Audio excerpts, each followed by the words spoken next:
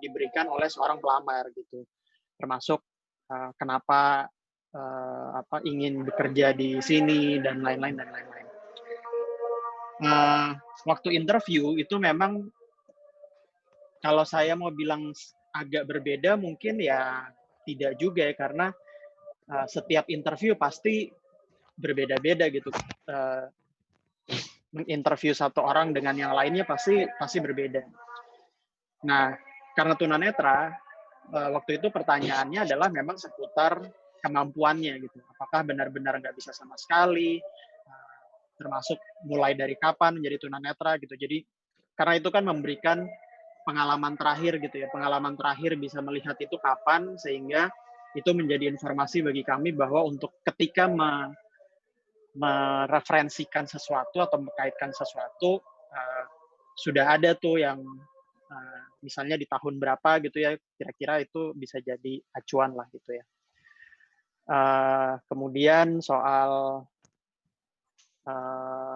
ya hal-hal itu yang memang didapat seputar interview, dan buat saya karena sebelumnya sudah ada pengalaman gitu, jadi memang diskusinya jadi bisa lebih terbuka, dan memang ya tentu saja harus diawali dengan niat baik ya pasti, sehingga ya diskusinya jadi lebih terbuka. Ini tuh bukan untuk menghakimi atau yang lain, tapi justru untuk supaya bisa memahami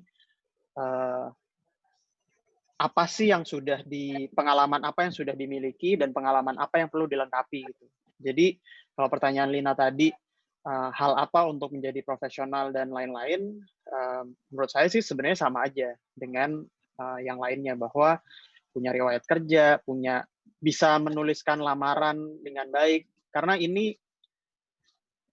bisa menuliskan lamaran dengan baik itu menurut saya saat ini tuh permasalahan banyak orang, tidak hanya disabilitas ya, nggak cuma teman-teman disabilitas gitu, tapi hampir semua itu nggak punya kemampuan untuk menulis surat email lah kalau sekarang ya, menulis email dengan baik gitu, bahwa tujuannya apa, mau ngapain, apa yang diharapkan, dengar ada lowongan dari mana, dan lain-lain gitu. Itu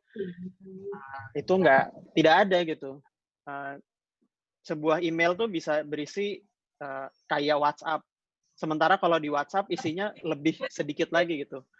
Cuma sepotong kata, saya mau lamar gitu. Yang ngelamar apa gitu kan. Dan ini kan seharusnya bukan bentukan sebuah percakapan, tapi memang sebuah pembicaraan resmi gitu loh. Bahwa mencantumkan bahwa tujuannya apa, mau ngapain, apa yang dimiliki, dan lain-lain. Dan hal itu yang perlu diceritakan. Mengenai CV ya, kurikulum vitae atau riwayat pekerjaan atau riwayat pendidikan seperti itu, seharusnya memang sudah disiapkan duluan. Karena kan dalam prosesnya membuat surat pengantar di email, terus habis itu di-attach mengenai si CV-nya gitu ya. Mengenai CV-nya, untuk kemudian itu jadi latar belakang, dan selanjutnya sisanya adalah di proses interview. Proses interview juga dilakukan, ya saya yakin cukup banyak sih referensi mengenai bagaimana melakukan proses interview gitu. Salah satu hal yang justru paling penting menurut saya adalah keterbukaan. Karena nggak ada gunanya juga sih sebenarnya menyembunyikan sesuatu gitu. Nanti malah jadi masalah di kemudian hari kalau misalnya ada yang disembunyikan. Itu mungkin Lina mengenai profesionalisme. Oh, oke, Mas. Jadi kan tadi Profesor satu bentuk profesionalisme di dunia kerja kan dalam artinya dalam memasuki dunia kerja yang baru kan dalam tahapan rekrutmen ya. Jadi bagaimana sih mempersiapkan lamaran atau CV dengan baik, dan dalam berkomunikasi artinya dalam kirim email harus ada artinya apa yang dilengkapi, tidak boleh sama dengan kayak WhatsApp orang, nah kayak gitu. Nah kan sering banget kita menemukan case di mana orang tuh cuman kirim email, saya mau lamar posisi ini, atau kadang tidak jelas informasinya kayak gitu, Mas. Nah, misalnya ada nggak sih, Mas, artinya selain mereka harus bisa mungkin selain apa ya, kita kan sering banget ngadain kayak ngadain kelas gitu kan, bahwa ini loh caranya bikin CV, ini loh caranya ini, tapi tetap aja hal ini berulang gitu loh, Mas. Misalkan ada nggak sih Hmm. tips atau gimana caranya biar kita bisa bisa bikin aware teman-teman bahwa hal ini loh sebenarnya perusahaan tuh maunya seperti ini. Kalian dalam berkomunikasi, dalam mencari pekerjaan, mengirimkan CV, ngirimin lamaran, ini seperti ini loh standarnya kayak gitu. Gimana sih, Mas? Mungkin ada hal yang mungkin bisa diberikan masukan. Oke, sebelum saya ngejawab soal itu, saya cerita sedikit karena kebetulan kemarin itu kita punya sebuah diskusi di Think Club tergabung di asosiasi namanya Semua Murid Semua Guru. Asosiasi ini adalah asosiasi penggerak pendidikan. Kemarin tuh salah satu diskusinya adalah mengenai karakter-karakter yang dimiliki oleh teman disabilitas. Salah satu yang memberikan, nah ini yang jadi narasumbernya atau yang menceritakannya, dia adalah dia difabel sejak lahir, jadi tangan dan kakinya tidak tumbuh dengan baik gitu, dari Aceh, tapi terus kemudian dia pindah ke Jakarta. Sejak kecil sampai dengan di masa kuliah, dia itu tidak pernah diposisikan oleh keluarga, lingkungan terdekat, atau siapapun sebagai disabilitas. Jadi dia tidak pernah kenal namanya disabilitas, gitu ya. Saya ketika orang bilang orang disabilitas gitu ya, dia tidak pernah merasa seperti itu. Terus kemudian dia melamar kerja di waktu masih di Aceh gitu, dia melamar kerja, tapi nggak diterima karena dia dimasukkan di dalam kategori disabilitas gitu, karena secara fisik dan lain-lainnya memang terlihat ya merupakan disabilitas. Di situ dia baru merasa bahwa kok ternyata saya berbeda sama yang lain gitu. Jadi ini kan situasi yang cukup aneh ya, dia nggak pernah ditempatkan seperti itu, tapi justru dia mendapatkan penamaan seperti itu dari pihak lain. Terus kemudian dia jadi melihat bahwa ternyata jadi disabilitas itu banyak peluangnya karena ada banyak bantuan yang diberikan. Kemudian dia pindah ke Jakarta dan dengan pemahaman itu bahwa dia bisa menjual atau dia bisa menempatkan bahwa kalau misalnya dia difabel maka peluangnya dan lebih banyak peluang dan lebih banyak bantuan. Ternyata setelah dia mencoba gitu, kebetulan dia melamar ke sebuah perusahaan yang berkaitan juga dengan bantuan mengenai disabilitas, kayak Divaling sebenarnya gitu ya. Tapi di situ justru dia mendapatkan feedback yang sebaliknya gitu, bahwa seharusnya tidak menempatkan disabilitasnya sebagai alasan.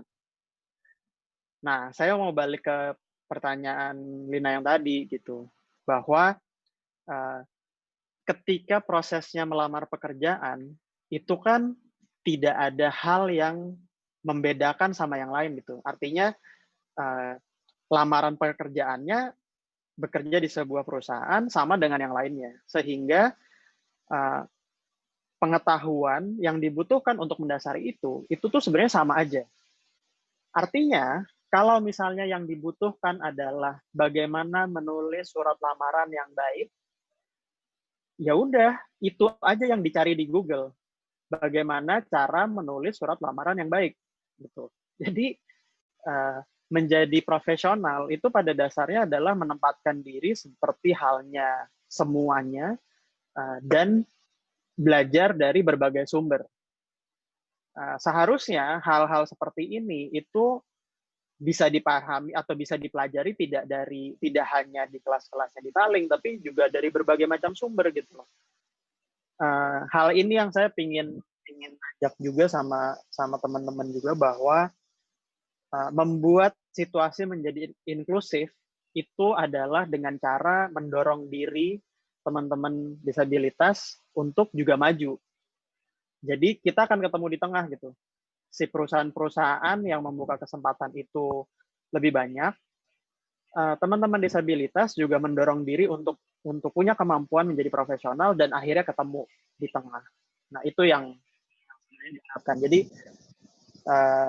sekali lagi tadi menjawab pertanyaannya bahwa apa sih yang mesti dipelajari? Ya, segala sesuatunya sebenarnya banyak sih. Bagaimana menulis CV, bagaimana membuat CV gitu ya. Itu kayaknya di Google ada banyak banget deh bisa ditemuin. Bagaimana menulis surat lamaran yang baik gitu. Tata bahasanya seperti apa. Itu banyak sekali sih yang seperti itu. Gitu, Lina.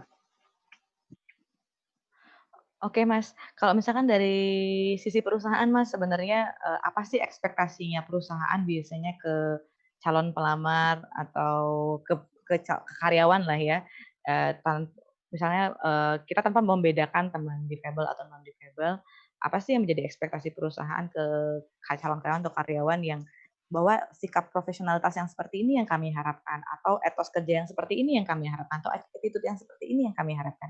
Biasanya seperti apa, Mas? Oke, saya bicara secara umum dulu ya, dan ini harapan kepada semuanya, tidak hanya pegawai disabilitas, bahwa yang pertama adalah integritas.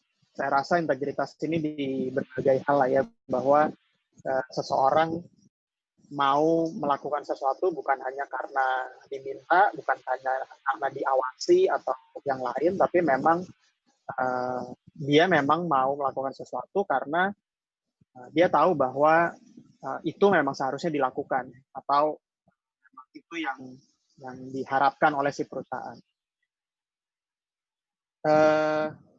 Tentunya setiap perusahaan pasti di saat interview pun kan terjadi pembicaraan tuh. Apa sih yang diharapkan, inginnya seperti apa dan lain-lain gitu. Pasti semua perusahaan mengharapkan seseorang yang mampu untuk terus-menerus belajar gitu. Jadi tidak terus-terusan diajarin atau disuapin gitu ya. Itu yang juga kadang-kadang ketika seseorang masuk ke perusahaan terus dia berharap untuk bisa belajar banyak. Tentu aja menurut saya sih dalam hidup seseorang itu segala sesuatu yang dilakukan pasti pelajaran gitu ya. Jadi bagian begitu masuk ke dunia kerja, masuk di sebuah perusahaan, itu pasti dia menjalankan proses belajar. Tapi kan yang diinginkan bukan hanya itu gitu. Diinginkan adalah bagaimana dari hal yang dia terima kemudian itu bisa dimanfaatkan sebesar-besarnya. Bisa dijadikan sesuatu yang lebih. Bukan hanya untuk perusahaan tapi juga untuk dirinya dia. Jadi kemampuan untuk mengembangkan diri itu tuh jadi penting banget. Salah satu kalau dari saya ya, dan rasanya sih menurut saya sih ini yang lebih tepat lah terjadi di saat ini. Kita sudah tidak hidup di era di mana bekerja di sebuah perusahaan dan menghabiskan waktu seumur hidup di perusahaan itu. Si perusahaan sendiri menurut saya jadinya tidak sehat dan terlalu berat ketika menjalankan seperti itu. Saya sering mengilustrasikan kalau karyawan-karyawan saya adalah jadikan si perusahaan itu adalah sebagai kendaraan untuk mencapai tujuan bersama. Tujuan bersama pegawai itu tentu saja berubah-ubah. Ketika sudah dekat ke titik tujuan, biasanya dan akan jauh lebih baik kalau misalnya titiknya berubah ke yang lebih lagi. Gitu. Dan seterusnya. Perusahaan juga seperti itu. Perusahaan itu sejak pertama kali dibangun pasti punya tujuan. Ini mau kemana. Sama halnya ketika kita naik mobil, taksi, travel atau apapun, naik travel lah gitu ya. Itu kan pasti kita tahu bahwa kenapa sih kita naik ke bis itu, karena bis ini menuju ke tempat tujuan yang sama seperti yang kita tuju. Ketika tujuannya sudah berubah, atau misalnya saya penumpangnya memutuskan untuk saya mau berhenti dulu deh sebentar, atau saya mau berganti tujuan, maka saya turun dan saya mencari kendaraan yang berikutnya. Jadi ketika hal itu terjadi, maka saya akan pindah pekerjaan.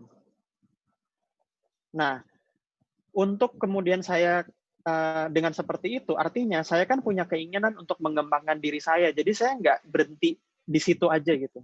Saya terus-terusan mengembangkan kemampuan saya untuk kemudian bisa dari satu perusahaan ke perusahaan berikutnya, dan seterusnya untuk kemudian mencapai ke tujuan saya yang paling akhir, misalnya seperti itu. Bukan berarti kemudian baru 3 bulan pindah, baru sebentar pindah, baru 6 bulan pindah, dan lain-lain. Jadi yang saya maksud adalah untuk kemudian mengembangkan diri, kita mesti sama-sama tahu bahwa ketika kita berada di sebuah perusahaan, atau saya tadi mengilustrasikan sebagai kendaraan, maka kembangkanlah diri semaksimal mungkin, sehingga hal yang didapatkan itu menguntungkan diri sendiri dan juga perusahaan. Jadi seharusnya antara karyawan dan perusahaan itu memang berbagi keuntungan, berbagi kelebihan gitu. Si perusahaan mendapatkan keuntungan dari mempekerjakan saya sendiri juga mendapatkan pengetahuan dan mendapatkan hal-hal untuk mengembangkan diri saya, dan kemudian saya bisa menjadi lebih lagi. Jadi itu salah satu bagian dari menjadi profesional menurut saya. Jadi tidak berhenti. Bekerja di satu perusahaan seharusnya menjadi titik awal untuk menjadi di pekerjaan berikutnya. Itu sih, Dina. Oke, Mas. Kadang kami sering nemu ini kendala di lapangan, ya kan? Kita udah memfasilitasi teman-teman nih untuk bisa terkonek dengan perusahaan gitu ya. Terus pada saat sudah kita bikinkan jadwal interview dan sebagainya, tiba-tiba teman-teman nggak datang, Mas, gitu kan? Nah, nggak ada alasan lah. Kadang ada alasan, kadang nggak ada alasan. Nah, yang kayak gini, kira-kira itu ada tips nggak, Mas? Artinya buat teman-teman semua nih, biar jangan ya kayak gitu, nanti image kalian di masa depan seperti ini loh kalau kalian melakukan ini dengan perusahaan kayak gitu, Mas. Oke. Saya kasih berita baiknya dulu deh. Berita baiknya adalah hal itu tidak hanya terjadi di disabilitas. Hal itu terjadi di semuanya gitu, dan terus terang aja itu sangat tidak baik menurut saya. Sangat seharusnya tidak seperti itu gitu. Jadi kita semua seharusnya menghargai setiap orang, semuanya. Jadi tidak hanya disabilitas, tapi juga semuanya. Salah satu cara untuk menghargai adalah ketika kita sudah membuat janji, maka kita memang menghargai janji tersebut. Ketika kita sudah membuat janji untuk datang interview, yang perlu diingat adalah ada waktu yang disediakan oleh seseorang, yaitu misalnya orang HR gitu ya, yang biasanya bertugas untuk memperkerjakan atau melakukan interview, melakukan tanya jawab gitu ya. Dalam sebuah proses interview yang perlu diingat adalah hanya kandidat terpilih loh yang diundang. Jadi selalu berpikir bahwa ini dari sekian banyak, bisa jadi hanya sedikit yang diundang, dan ketika yang sedikit itu diundang dan kemudian tidak hadir, itu yang tercederai atau hal itu terdampak ke banyak sekali pihak. Orang HR-nya, si user-nya, atau orang yang ingin meng-hire gitu ya. Kalau misalnya melibatkan di beberapa perusahaan, tidak hanya di satu orang, tapi juga di 2-3 lainnya, di interviewnya secara bersamaan gitu ya. Jadi bisa bayangin bahwa orang-orang ini waktunya sudah tersita ketika menunggu. Banyak orang, banyak pelamar lainnya yang mengharapkan lamaran itu gitu. Tapi mereka tidak terpilih sebagai kandidat yang di-interview. Mereka tidak masuk ke tahap berikutnya. Jadi bayangkan ketika kita sudah masuk ke tahap berikutnya, tapi kemudian tidak memenuhi undangan itu banyak sekali yang terugikan atas hal itu. Untuk kita sendiri, ini jadi salah satu hal yang sangat tidak baik sih menurut saya, karena kita tidak terlatih untuk kemudian punya tanggung jawab, punya komitmen, padahal hal-hal itu justru yang menjadi salah satu hal penting ketika kita melamar pekerjaan, kita menjadi pegawai di sebuah perusahaan. Punya tanggung jawab, punya komitmen gitu ya, berkomitmen, dan lain-lain itu jadi hal penting sekali gitu. Jadi walaupun tadi saya memulai dengan berita baik bahwa ini dilakukan sama semua, tapi bukan berarti kemudian ini seharusnya dilakukan gitu. Karena banyak sekali pihak yang terugikan atas hal ini gitu. Bisa kebayang bahwa saya waktu itu ngobrol juga sama Suri bahwa hal-hal seperti ini tuh bisa menjadikan orang beranggapan bahwa kalau misalnya mengundang interview pihak tertentu itu akibatnya mereka nggak datang. Jadi mendingan nggak usah deh dikasih kesempatan interview gitu. Padahal yang terjadi mungkin hanya ya misalnya ada kendala tertentu.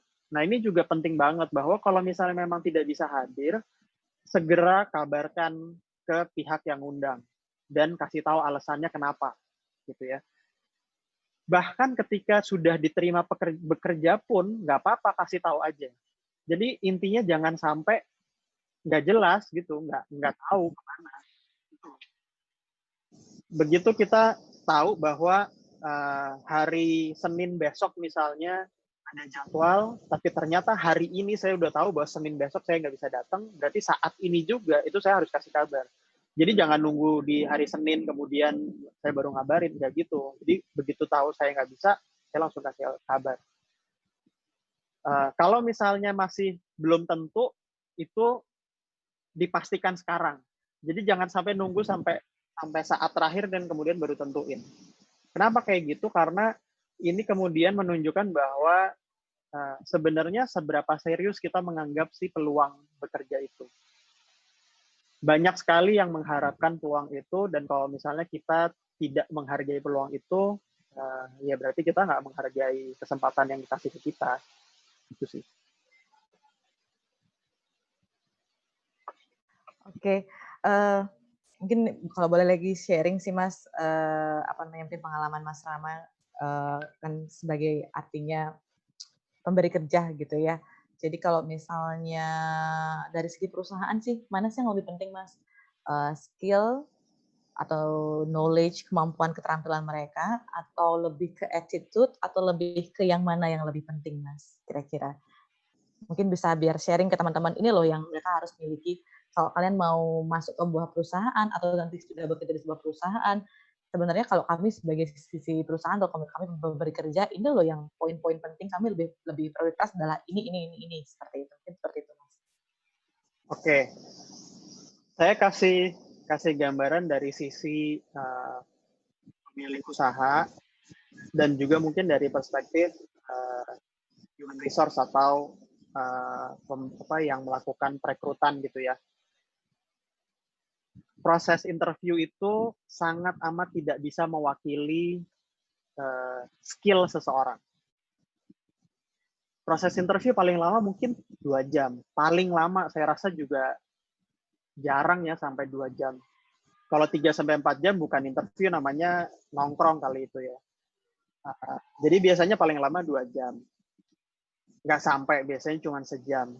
Dari proses 1 jam itu, apa yang dituliskan di kurikulum vitae atau riwayat pekerjaan, itu sedikit sekali yang bisa ditangkap.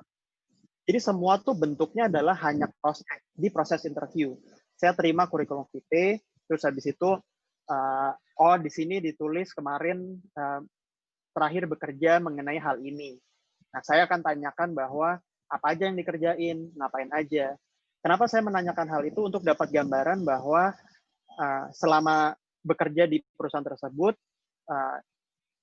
apa saja yang dikerjakan, pengetahuan apa saja yang didapatkan, tanggung jawabnya seperti apa, bagaimana bekerja dalam tim, dan lain-lain, dan lain-lain. Dan kemudian di pekerjaan sebelumnya lagi, dan seterusnya. Terus biasanya juga bertanya mengenai latar belakang sekolah, kalau misalnya dibutuhkan gitu ya, bahwa kemarin kuliahnya di mana, atau terakhir sekolah itu di mana gitu, apa saja yang dipelajari, dan lain-lain, dan lain-lain. Tapi bentuknya semua hanya cross check. Di beberapa interview ada tesnya, kan beda-beda ya setiap perusahaan.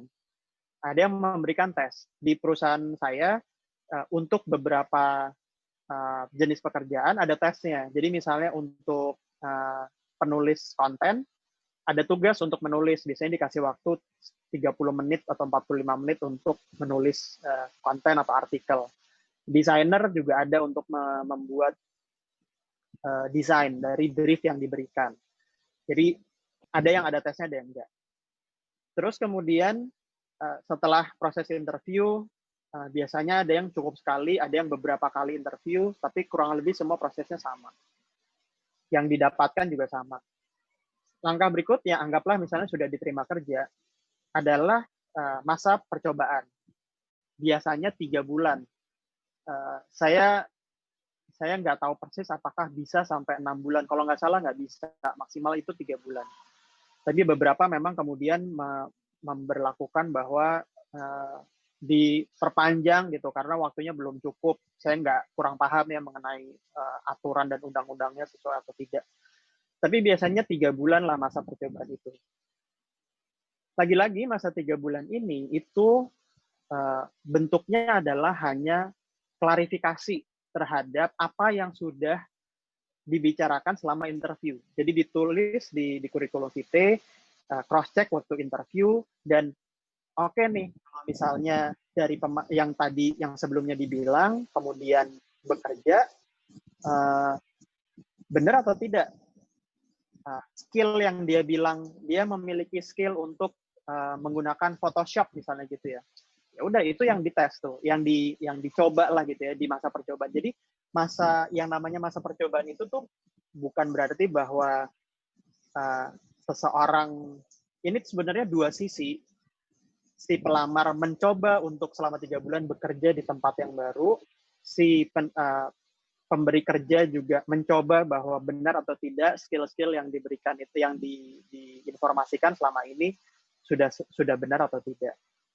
Nah, ketika memang sudah, kan biasanya terus kemudian proses berikutnya ya, entah perpanjangan kontrak atau kemudian pengangkatan jadi pegawai tetap. Nah, di masa ini, terutama di 1 tahun, atau ada yang beberapa 2 tahun gitu, tanpa batasan waktu ya, tapi perkiraannya sekitar durasinya seperti itu adalah masa adaptasi. Di masa adaptasi inilah yang biasanya mengenai kecocokan lingkungan kerja, kita sebutnya chemistry gitu ya, kecocokannya seperti apa dengan atasan, dengan teman-teman di rekan-rekan kerja kiri kanan, dan lain-lain, termasuk fasilitas dan lain-lain gitu. Beberapa itu semua bisa didapatkan waktu di 3 bulan pertama, beberapa juga enggak. Sehingga biasanya itu justru baru didapatkan di bulan-bulan. Begitu semuanya sudah sesuai, baru tuh biasanya masa akselerasi. Masa akselerasi itu adalah, oke, saya sudah bekerja di perusahaan ini, menurut saya pekerjaan ini memang sesuai, tujuannya kita punya misi yang sama antara misi perusahaan dan misi saya gitu, lingkungan kerja juga sesuai dan lain-lain, inilah saatnya saya untuk mengembangkan diri. Baru tuh kemudian performanya tuh ya bisa, kalau yang bagus memang akan menaik gitu. Jadi itu saya sebut dengan masa akselerasi. Makanya tadi ketika saya bilang bahwa pasti ada masanya seseorang bekerja di sebuah perusahaan, itu tuh bukan berarti kemudian 3 bulan pindah, karena nanti nggak cukup tuh masa adaptasi, belajar dan akselerasi jadinya nggak cukup. Untuk memberi kerja, apa sih yang diharapkan? Yang diharapkan adalah semua proses yang tadi saya cerita itu bisa terjadi dengan lebih cepat. Artinya, semakin cepat seseorang bisa berakselerasi di sebuah perusahaan, pasti makin baik. Bisa meningkatkan performa. Nah, bagaimana salah satunya adalah belajar terus. Jangan nunggu diajarin. Ingat bahwa sebuah perusahaan memperkerjakan seseorang itu untuk kemampuan orang tersebut, bukan untuk ngajarin. Nanti kalau dia untuk ngajarin, ganti nama jadinya sekolah, bukan kantor. Gitu. Jadi tujuannya adalah memang untuk mendapatkan kemampuan dari orang tersebut. Bagaimana supaya seseorang itu bisa terus-terusan berada di sebuah perusahaan? Tingkatin pengetahuan dirinya. Jangan nunggu dari si perusahaannya untuk ngasih pengetahuannya. Jadi, tingkatin terus. Dan sekarang ini kan belajar bisa dari mana-mana gitu ya. Jadi, saya sih mendorong untuk tidak menuntut ke perusahaan.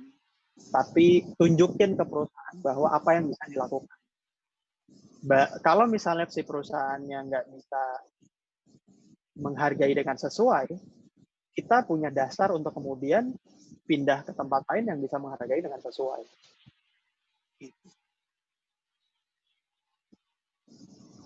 Ya, oke, makasih Mas Rama. Kita mungkin open question untuk teman-teman ya. Jadi kalau ada yang mau nanya boleh di chat atau boleh di raise hand. Nanti kalau yang raise hand kita akan open mic ya untuk bisa langsung nanya ke Mas Rama.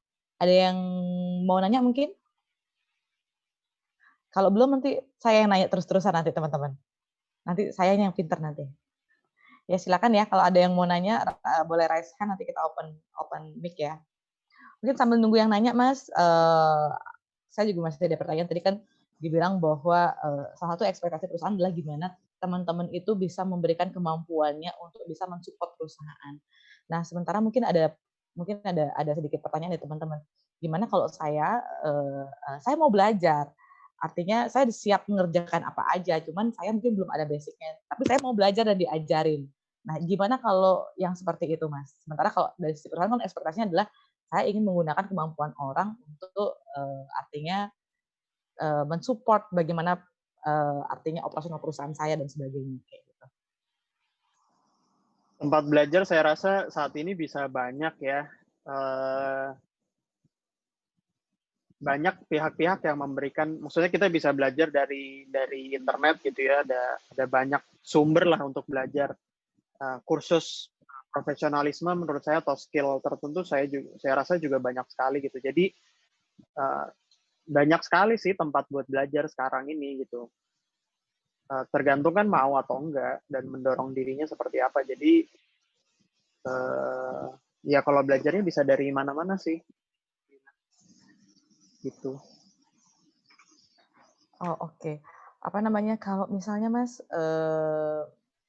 kan kadang kita sering menemukan case ya, di company gitu ya, kalau ada karyawan tidak menunjukkan satu result pekerjaan yang baik, kadang cenderung company itu, berpikir kalau nggak apa namanya, aduh dia nggak nyampe target nih, kalau nggak antara di SP mungkin nggak diperpanjang kontraknya, kayak gitu. Sementara kadang apa namanya, lupa di find out bahwa apa sih penyebab mereka mungkin nggak perform atau nggak mencapai result atau mungkin kurang perform dan sebagainya.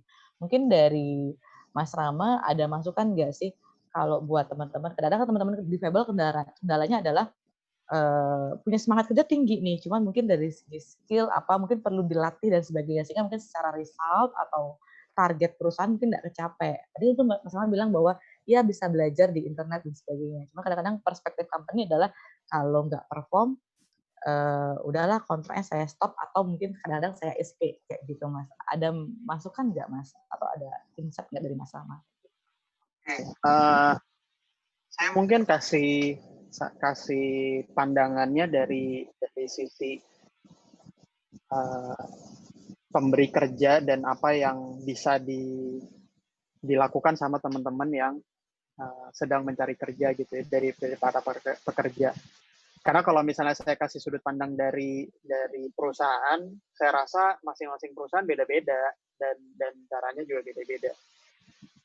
Satu hal yang saya pengen dorong dan saya harapkan semangat ini ada di teman-teman adalah tunjukin ke orang-orang bahwa kalau misalnya mereka nggak memperkerjakan saya atau nggak memperkerjakan kalian, itu mereka yang rugi, mereka yang kehilangan kesempatannya gitu. Bukan saya yang kehilangan, tapi mereka yang kehilangan. Nah, bagaimana soal itu, mengetahui hal itu, punya keterbukaan itu penting. Saya paham bahwa tidak semua orang, terlebih di Indonesia, itu punya keterbukaan dalam berkomunikasi dengan teman-teman disabilitas. Karena sudah sejak lama sekali kita terbiasa dengan situasi yang tidak terbuka. Jadi kita benar-benar terkotak-kotakan gitu. Laki-laki dan perempuan terkotak-kotak. Disabilitas dan non-disabilitas terkotak-kotak. Kita nggak biasa untuk kemudian terbuka dan kemudian bisa berdialog bareng-bareng. Padahal ketika kita berdialog bareng-bareng, itu kita jadi sama-sama memahami gitu. Nah, saya mau kasih sebuah gambaran yang terjadi ya, dan menurut saya ini jadi sesuatu yang positif banget. Apa yang terjadi di perusahaan saya, bahwa teman-teman ada 2 tunanetra yang bekerja di perusahaan kami. Mereka sangat terbuka mengenai keterbatasannya, bukan dalam arti minta tolong, tapi memberikan informasi bahwa atas keterbatasannya gitu. Hal ini itu kebanyakan orang itu memang lupa lah, kalau mau dibilang lupa ya, karena tidak terbiasa. Kita tidak biasa bekerja dengan tunanetra, sehingga kita menganggap, ini contoh aja ya, sehingga kita menganggap bahwa segala sesuatu yang saya lihat maka dia juga lihat, gitu ya. Tapi ketika si namanya Ega sama Dani gitu ya, si Ega atau Dani ini bertanya itu apa, dan kemudian kita teringat gitu, oh nggak semuanya bisa lihat, semuanya bisa saat ini semuanya memang bisa dengar, tapi nggak semuanya bisa lihat gitu. Maka ada hal-hal yang memang perlu dideskripsikan sehingga semuanya bisa punya pemahaman yang sama. Di situ itu bentuknya si tunanetranya menggali informasi, ya, berbeda loh dengan minta tolong. Jadi tujuannya adalah menggali informasi, yang memberikan informasi tujuannya adalah memberdayakan, bukan membantu. Memberdayakan tujuannya adalah agar si tunanetranya kemudian punya kemampuan untuk berjalan sendiri. Sementara kalau misalnya membantu, terus-terusan bergantung. Jadi buat saya keterbukaan itu penting banget. Ngasih tahu gitu loh. Karena anggap aja bahwa kami tuh benar-benar nggak punya informasinya. Perusahaan yang membuka diri untuk meng-hire itu pemahamannya tuh sedikit sekali gitu mengenai dunia teman-teman disabilitas. Jadi keterbukaan itu mesti terjadi, obrolannya itu mesti terjadi, sehingga semua tuh punya benar-benar pemahaman. Jadi misalnya ketika, ini kalau misalnya dikaitkan dengan pertanyaan Nina tadi, berkaitan sama profesional, terus dianggap nggak perform. Ditanya, saya butuh evaluasi. Saya nggak mengharapkan atau nggak memohon-mohon untuk tetap bekerja di sini gitu, tapi saya butuh untuk evaluasi. Apa yang kurang dan apa yang bisa saya perbaiki ke depan. Kendalanya itu di masalah aksesibilitas atau fasilitas yang tidak bisa diberikan atau apa. Karena seringkali si pemberi kerja itu memang tidak paham atau bisa dibilang ya nggak terbiasa mengenai situasi khusus yang dibutuhkan. Kebutuhan toilet gitu, kan nggak punya kebiasaan akan hal itu. Salah satu hal diskusi-diskusi yang terjadi saya dengan tunanetra yang bekerja yang di kantor itu adalah kesulitan nggak buat nyari tempat makan, karena masing-masing sekarang ya maksudnya makan ya jalan sendiri-sendiri gitu. Terus dia bilang, oh enggak, biasanya bareng-bareng sama teman-teman yang lain. Oke. Terus saya tanya, kesulitan nggak kalau misalnya ke toilet gitu? Di awal-awal iya, tapi setelah hafal letaknya di mana, karena kan toilet nggak pindah-pindah ya pasti. Jadi kan butuh tahu aja itu butuh orientasi di awal gitu. Nanti tuh bisa habis itu ya dihafalin gitu loh, kemana tempatnya. Nah, hal-hal itu tuh terjadi karena memang ada diskusi-diskusi terbuka, ada dialog terbuka gitu antara orang-orang di kantor sama teman-teman disabilitas yang bekerja di kantor, begitu. Oke Mas, ini kebetulan di chat ada yang nanya nih, ada 2 pertanyaan teman, satu lagi private ke saya, kayak malu deh. Yang pertama pertanyaan mirip soalnya. Yang pertama adalah, saya mau nanya gimana cara menanyakan gaji saat proses wawancara? Karena kan kita belum tahu standar gaji perusahaan tersebut, kayak gitu. Kemudian yang kedua yang malu-malu nih, kalau nanya gaji saat interview itu wajar nggak sih?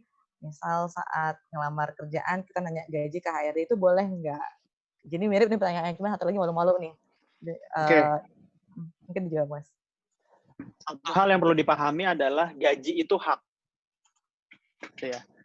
Karena gaji itu hak, maka wajib ditanyain. Karena itu hak. Karena kalau sudah bekerja, kan haknya, gaji kan jadi hak kita. Jadi kenapa mesti malu gitu? Kan ada pepatah malu bertanya sesat di jalan gitu. Kalau misalnya kemudian nggak ada yang nanyain, nggak ada yang ngomongin gitu, terus nanti yang interview bisa bilang, oh saya kira gratis. Kalau gitu gimana? Jadi tanyakan bahwa untuk pekerjaan ini berapa range of salary biasanya gitu.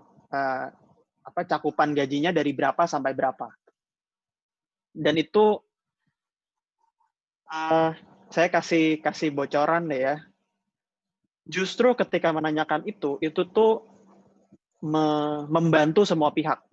Membantu si perusahaan, membantu si penanya, si interviewer, dan segala macam. Makanya di beberapa perusahaan yang memberikan form lamaran, biasanya kan udah ada tuh form lamaran untuk melamar kerja gitu ya. Itu biasanya langsung diminta untuk mencantumkan gaji yang diminta. Nah, kalau pertanyaannya bagaimana menentukan gaji saya, itu ada beberapa cara. Ini paling nggak yang saya tahu aja, mungkin justru Lina lebih paham mengenai hal ini.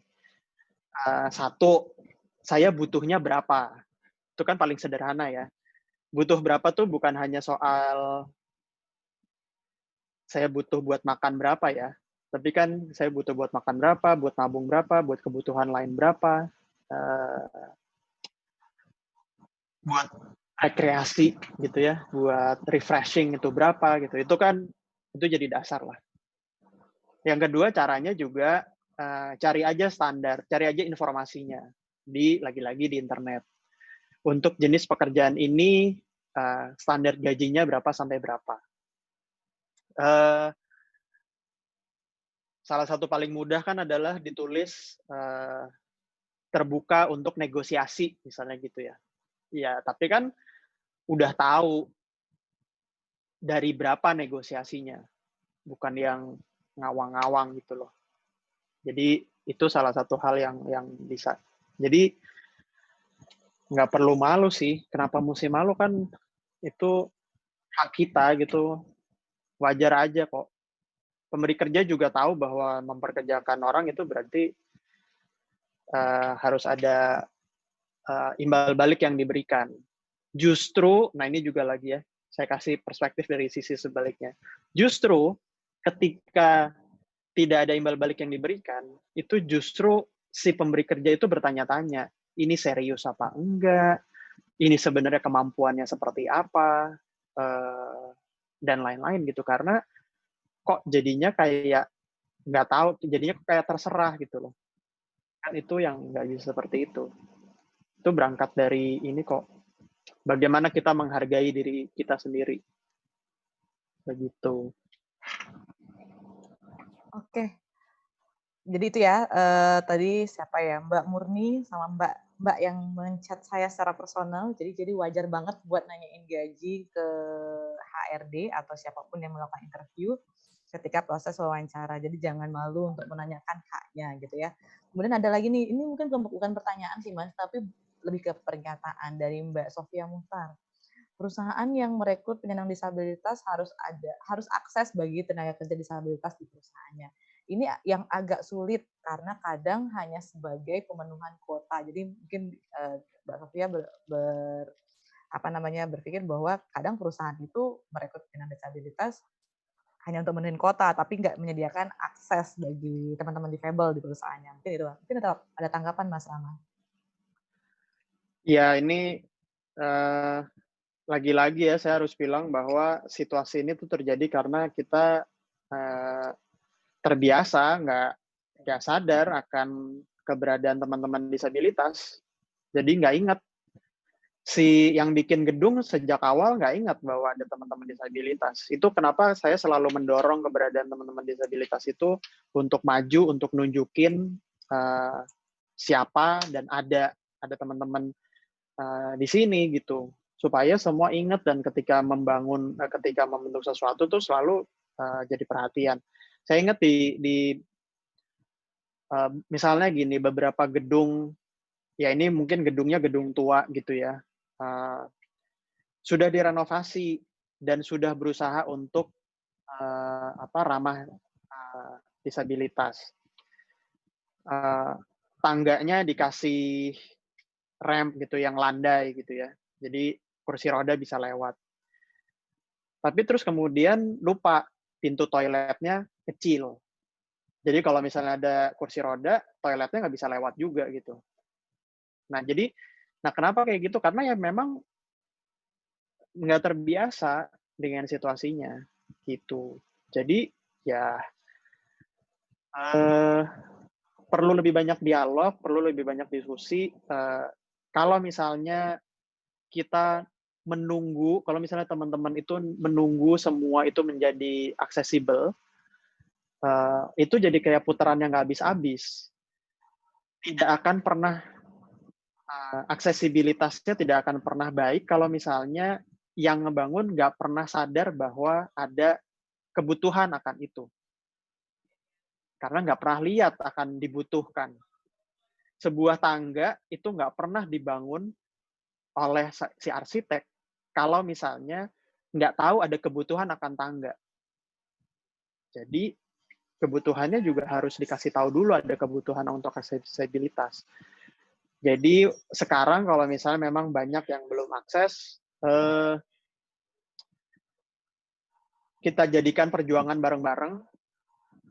Memang belum bisa sepenuhnya, tapi saya percaya di Indonesia banyak sekali orang baik. Jadi kalau misalnya butuh bantuan ya paling nggak kita tolong rekan kerjanya gitu ya, minta kalau misalnya tidak benar-benar aksesibel, minta bantuan sama rekan kerjanya seperlunya gitu, tapi sisanya ya kalau bisa kerjain sendiri aja. Kayak tadi saya cerita kalau misalnya di kantor, waktu pertama itu jadi gini, ruang kerja semua tim produksi gitu ya, karena waktu itu yang saya pekerjakan itu di level produksi itu di lantai atas. Terus waktu di saat interview di pertama saya tanya gitu, ini ada kendala nggak kalau misalnya kerjanya di lantai atas gitu. Terus dia bilang selama ada tangga dan tangganya ada pegangan, saya nggak masalah, saya pasti bisa sampai ke atas. Dia bilang seperti itu. Karena di awal saya sempat mikir, ini apa saya mesti pindahin mejanya di bawah gitu loh. Tapi dia bilang, enggak, saya nggak ada masalah. Ya saya perlu pemahaman aja di awal-awal, tapi setelah itu sudah gitu. Jadi gambaran buat yang lain adalah aksesibilitas itu memang sangat minim, tapi sebaiknya untuk tidak ditunggu, sebaiknya kita ya hadapi bareng-bareng. Saya mau ilustrasikannya bahwa banyak sekali kendala-kendala kok, dan juga untuk non-disabilitas. Saya yakin teman-teman juga sering dengar keluhan-keluhan misalnya apa ya, saya kasih contoh gini deh, ngantri itu mungkin baru 5-10 tahun terakhir yang pakai nomor gitu ya. Ada mesin, terus ngambil nomor, terus nanti dipanggil, dan segala macam. Bayangin 10 tahun yang lalu, berantakan banget loh antrian-antrian. Semuanya mesti berdiri, gitu ya. Jadi banyak yang tiba-tiba nyelak di tengah-tengah, gitu. Nggak ada tuh yang namanya si nomor antrian yang di print, kemudian diambil, dipegang, dan kita bisa nunggu sampai duduk, dan nunggu dipanggil. Kenapa bisa ada mesin itu? Karena dilihat ada kebutuhan, ada pihak-pihak yang mencoba memecahkan permasalahan itu. Tapi kan bukannya kemudian dulu terus kita nggak ngantri gitu loh. Ngantrinya kan tetap gitu. Jadi permasalahan mengenai aksesibilitas itu ada di semua situasi, bukan hanya di teman-teman disabilitas. Gitu. Oke, ini Mbak Sofia nambahin sedikit feedback-nya, Mas. Kadang bukan hanya di luar gedung, Mas. Ya, dalam kantor juga sulit, seperti penempatan meja kerja yang sempit. Untuk pengguna kursi roda. Kalau dalam kantor kan bisa diubah, ya, seperti itu. Iya, betul. Itu tadi yang saya bilang, bahwa kita sama-sama berusaha deh dengan situasi yang ada gitu. Ketika kesulitan itu terlihat gitu ya, kita berharap kemudian nanti akan ada pihak-pihak yang akan menyadari hal itu dan berusaha untuk memecahkan permasalahan itu. Jadi memang benar, nggak hanya di luar, di dalam kantor juga. Meja kerja sempit dan lain-lain. Dan lagi-lagi bukan hanya soal disabilitas, itu di banyak situasi gitu.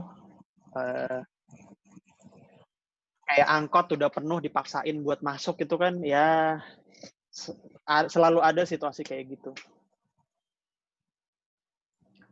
Oke, Mas. Ini jadi banyak pertanyaan di last menit terakhir nih, Mas. Nah, ini saya gabung yang mirip ya. Ini ada Fikri Hermawan, saya sudah banyak ngelamar kerja, tapi perusahaan tidak menerima CV saya, katanya seperti itu. Mungkin apa sarannya untuk Mas Fikri? Kemudian yang kedua, ini agak mirip juga, dari Fatimah Rahma. Izinkan saya bertanya, saya tuli, kalau sudah lulus kuliah, jika ingin melamar kerja serta portofolio sesuai dengan jurusan yang diambil, apakah portofolionya itu perlu? Dan bagaimana tahap-tahapan agar portofolio kita bisa diterima? Seperti itu, Mas. Itu yang bertanya yang mirip. Sama satu lagi satu lagi nanti saya kasih belakangan, Mas. Mungkin itu yang tolong dijawab, Mas. Portofolio perlu atau enggak? Saya berangkat dari situ ya. Tergantung. Karena ada jenis-jenis pekerjaan yang membutuhkan untuk contoh hasil kerjanya seperti apa. Saya kasih contoh misalnya penulis misalnya penulis konten sosial media, penulis artikel, wartawan, dan lain-lain yang hasil kerjanya adalah tulisan. Atau desainer apapun. Ya. Itu kan ada hasil kerjanya. Nah, hasil kerja ini akan menjadi contoh gitu, bahwa ini yang selama ini dikerjakan itu seperti ini nih, hasilnya seperti ini dan lain-lain. Paling tidak itu contoh-contoh yang bisa dilakukan, karena tidak semua jenis pekerjaan bisa ada portofolionya gitu. Saya nggak tahu ya kalau misalnya pekerjaannya misalnya procurement gitu, kerjanya melis vendor, menanyakan dan segala macam, kan susah ya, portofolionya tuh apa gitu, masa list vendor atau list pembelian yang terjadi kan nggak bisa gitu ya. Jadi nggak semua pekerjaan itu bisa ada portofolionya. Kalau misalnya jenis pekerjaan atau jenis keahlian yang dimiliki itu punya hasil akhir yang ada di kepala saya tadi hanya penulis sama desainer, maka portofolio itu iya diperlukan. Kalau mengenai ngelamar kerja, maka tidak menerima CV itu, ini saya kurang jelas terus terang apa gitu kira-kira kendalanya, karena bisa banyak banget kan. Apakah memang mungkin si perusahaannya nggak terima sedang tidak buka lowongan, atau uh, saya nggak mau memungkiri bahwa saat ini memang beberapa perusahaan itu memang masih menghindari untuk menerima disabilitas karena berasumsi bahwa mereka berasumsi akan nggak mampu untuk bisa memfasilitasi.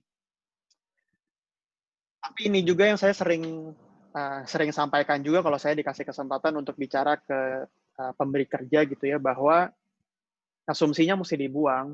Caranya adalah dengan diskusi, dengan dialog, dengan ngobrol.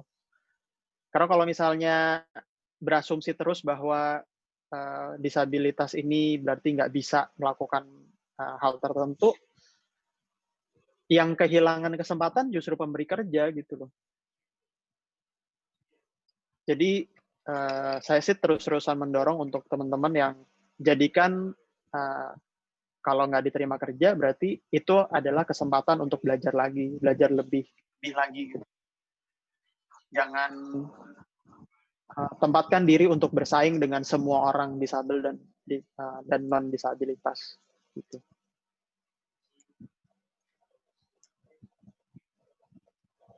Oke Mas, ini the last question ini Mas, private kebetulan juga dari Yani Handayani. Mau tanya, bolehkah kita bertanya atau melihat aksesibilitas yang akan jadi tempat kerja kita? Terus baguskah kalau kita mengkomunikasikan kebutuhan kita di awal mungkin ke perusahaan kayak gitu Mas? Oke, kalau bentuknya adalah tuntutan, saya rasa susah. Karena ya saya harus bicara ini secara terbuka ya, bahwa perusahaan itu pasti punya batasan-batasan. Sehingga kalau misalnya saya memberikan lowongan pekerjaan, tapi saya juga harus memberikan fasilitas, maka itu susah. Saya kasih contoh ya, tidak ada kaitannya sama disabilitas sama sekali. Tidak ada. Waktu itu kita pernah interview seorang calon pegawai yang dia datang dari sebuah daerah di Jawa Timur. Gitu. Terus hasil kerjanya bagus, kita sudah cocok mengenai gaji dan lain-lain.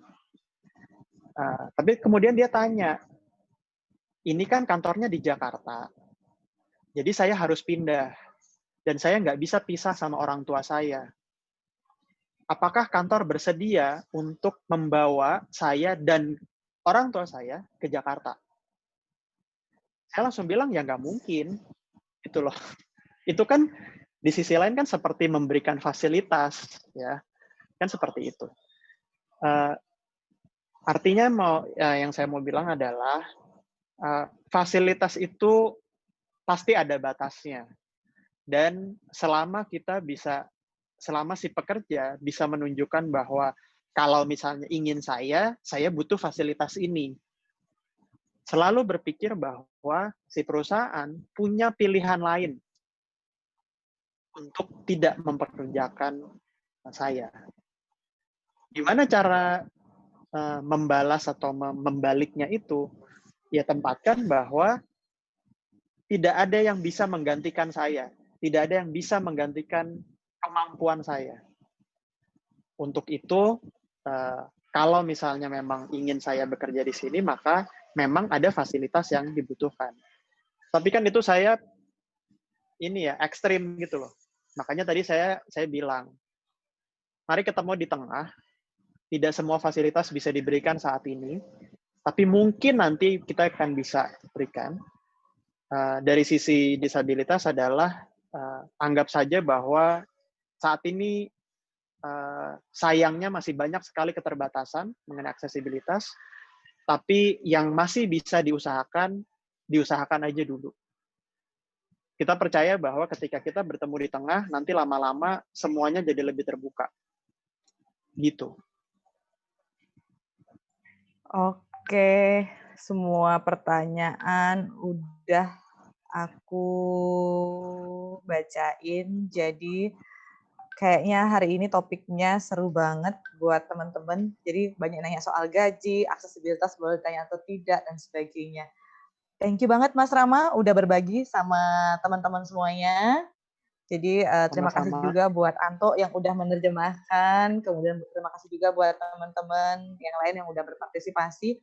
Mungkin sedikit saya summary buat teman-teman adalah yang pertama yang tadi jadi pesan Mas Rama adalah pertama ya apa kita harus punya sense untuk mencari tahu lebih dulu. Jadi jangan menunggu kayak gitu ya. Kita harus lebih aktif. Jadi kalau informasi semua sekarang aksesnya ada di mana-mana, ada di Google, ada di banyak banget gitu kan, sering ada webinar dan sebagainya yang dibagi juga materi ke teman-teman. Jadi jangan menunggu informasi datang ke kita, tapi kita yang harus lebih aktif mencari informasi tersebut ya. Kemudian yang kedua adalah teman-teman juga harus aktif untuk mengupgrade diri. Jadi ekspektasi perusahaan selalu kadang bagaimana kita bisa dengan pekerja itu kan kemampuan atau skill itu sudah diharapkan jadi gitu ya, meskipun ya tetap di perusahaan ada training dan sebagainya, cuman kan lebih banyak perusahaan itu berharap bahwa ya kalau sudah bekerja berarti bisa berkontribusi. Jadi teman-teman harapannya adalah gimana kita tidak hanya menunggu perusahaan yang memberikan kita pelatihan atau training, tapi kita juga harus self learning yang bisa belajar di mana aja. Dan itu sifatnya adalah lagi-lagi teman-teman tidak boleh menunggu ya. Dan jangan lupa teman-teman berkomunikasi dalam komunikasi juga tadi Mas Rama ngasih beberapa tips ya. Jadi apa yang boleh dan tidak sehingga teman-teman terutama yang baru mencari kerja dan sedang melamar nih, apa sih yang boleh dilakukan dalam email dan sebagainya. Jadi jangan disamakan kayak kirim chat WhatsApp ke dalam email atau sebaliknya kirim kayak email tapi di WhatsApp kayak gitu. Jadi etika berkomunikasi juga teman-teman mesti perhatikan. Dan mungkin itu sih tadi juga Mas Rama sharing terkait dengan ada beberapa hal soal gaji dan sebagainya. Ya teman-teman boleh kok nanyain soal gaji, tapi mungkin timingnya yang perlu diatur. Ketika menanyakan gaji mungkin tidak langsung di awal CV sudah menanyakan gaji berapa di dalam email gitu kan. Mungkin saat interview ada timing menanyakan gaji, silakan menanyakan. Mungkin itu sih yang aku summary dari topik sharing session kita yang ringan sore ini dengan Mas Rama. Terima kasih banget Mas Rama sekali lagi. Mungkin sesi terakhir aku balikin ke Aidan. Silakan Kak Aidan. Oke, terima kasih Kak Lina atas moderasinya dan juga summary-nya tadi, luar biasa banget. Excited banget tadi pertanyaannya aktif di akhir-akhir ya. Tapi semoga semua yang kita berikan, semua informasi yang tersedia tadi itu sudah cukup membantu buat teman-teman difabel dimanapun teman-teman berada.